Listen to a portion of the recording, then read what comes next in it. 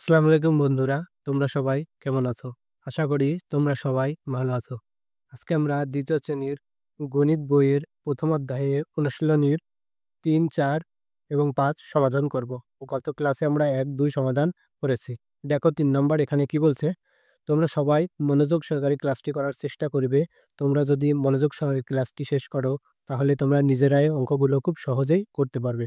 এখানে আমার ৩ নম্বর অঙ্কটি কি বলছে দেখো। বলছে যে বিজোড় সংখ্যার প্যাটার্ন তৈরি করো। আমাদের কি করতে হবে? বিজোড় সংখ্যার প্যাটার্ন তৈরি করতে হবে। বিজোড় সংখ্যা কোনগুলা? আমরা জানি ১, ৩, ৫, ৭, ৯ এগুলো বিজোড় সংখ্যা এবং কোনো সংখ্যার প্রথম অঙ্কটি যদি ১, ৩, ৫, ৭, ৯ হয়, তাহলে ওই সংখ্যাকে আমরা বলি বিজোড় সংখ্যা। বলছে বিজোড় সংখ্যার প্যাটার্ন তৈরি করতে হবে, অর্থাৎ বিজোড় সংখ্যার প্যাটার্ন তৈরি করতে হবে যা ৪৭ দিয়ে শুরু। ৪৭ দিয়ে শুরু এবং প্রতি ক্ষেত্রে ২ করে কমবে।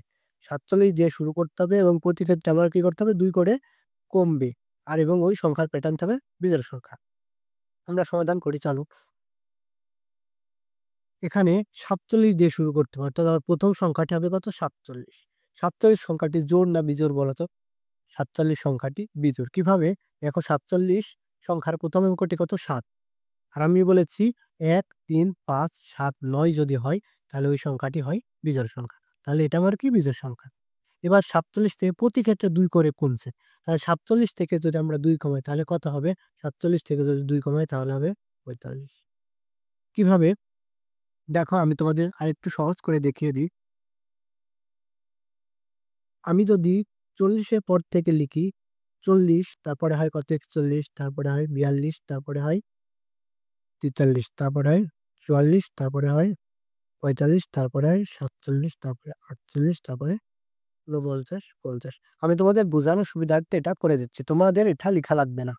দেখো ৪৭, এই যে ৪৭, ৪৭ থেকে যদি আমি ২ কমাই তাহলে আমার এখানে ৪৫ এর পর ৪৬, তারপরে হয় ৪৭। দেখো ৪৭ পর যদি আমি ২ টা সংখ্যা কমাই তাহলে আমার কত দাঁড়ায়? দেখো ৪৭, ৪৬, তাহলে তো সংখ্যাটি কত হলো? ৪৫। তাই আমি ৪৭ থেকে ২ কমিয়ে লিখলাম ৪৫। এবার ৪৫ সংখ্যাটাও কি? বিজোড় সংখ্যা। কারণ কি? ৫ আছে এখানে। ১, ৩, ৫, ৭ থাকলে সেই সংখ্যাটাই বিজোড় সংখ্যা। আবার কি করতে হবে? বলছে প্রতি ক্ষেত্রে ২ করে কমবে, অর্থাৎ একটা করে কমবে, তারপর আবার ২ কমবে, আবার ২ কমবে, এভাবে আমার সংখ্যা প্যাটার্নটা তৈরি হবে। তাহলে ৪৫ থেকে যদি আবার আমি ২ কমাই তাহলে কত হবে? দেখো ৪৫ থেকে যদি কমাই ৪৫, ৪০, ১, ২, ২ কমালাম, তাহলে আমরা পাবো কত? ৪৩। তাহলে আমরা পাবো কত? ৪৩, এই যে ৪৩।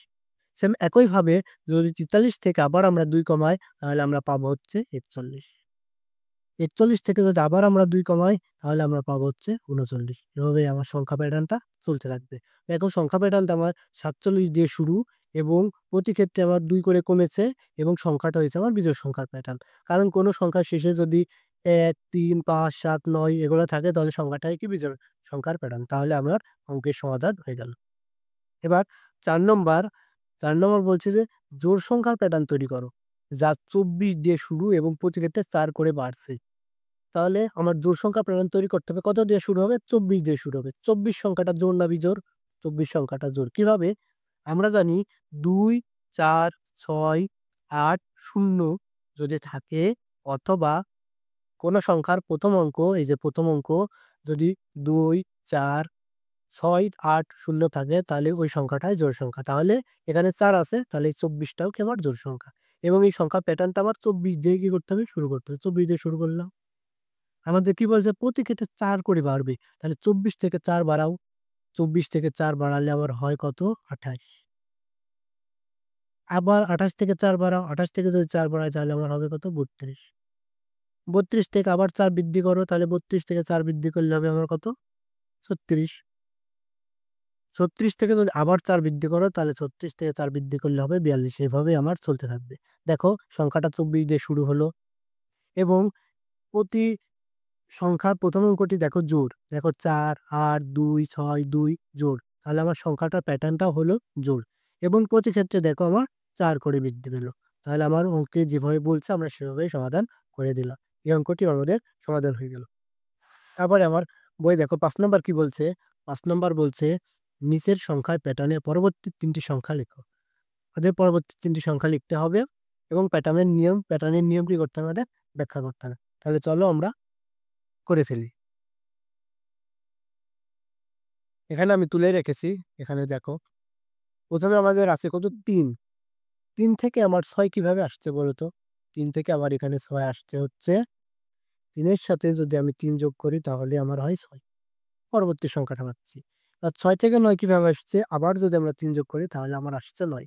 মানে 3 যোগ করে আমরা পরবর্তী সংখ্যাটা পাচ্ছি। তাহলে 9 এর সাথে যদি আবার 3 যোগ করি তাহলে তার পরবর্তী সংখ্যাটা আমরা পাবো। তাহলে 9 এর সাথে 3 যোগ করলে পরবর্তী সংখ্যা পাবো হচ্ছে কত আমরা? 12। ৯ এর সাথে ৩ যোগ করলে হয় 12। তার পরবর্তী সংখ্যাটা কিভাবে পাবো? একইভাবে 12 এর সাথে যদি আমরা 3 যোগ করি তাহলে তার পরবর্তী সংখ্যাটা আমরা পাবো। 12 এর সাথে 3 যোগ করলে তার পরবর্তী সংখ্যাটা হয় কত? 15। আবার 15 এর সাথে যদি আমরা 3 যোগ করি তার পরবর্তী সংখ্যাটা পাবো হচ্ছে কত? 18। তাহলে তোমরা ব্যাখ্যা করবে এভাবে যে সংখ্যা প্যাটার্নটি আমার 3 দিয়ে শুরু এবং প্রতি ক্ষেত্রে আমার 3 করে বৃদ্ধি পাচ্ছে। এরপরে 15, 13, 11 এখানে দেখো কি হচ্ছে 15, 13, 11 অর্থাৎ কমছে। কিভাবে কমছে? আমার এখানে 15 আছে। 15 থেকে আমার হচ্ছে কত? 13। 13 থেকে আমার হচ্ছে কত? 11। দেখো 15 থেকে যদি আমি 2 বাদ দিই তাহলে আমার হয় কত? 13। 13 থেকে যদি আবার 2 বাদ দিই তাহলে আমার হয় কত? 11। তার মানে এখানে পরবর্তী সংখ্যাটা আমার কি আসছে?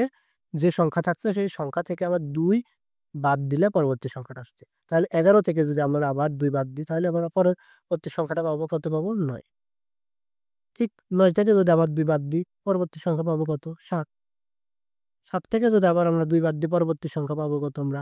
5।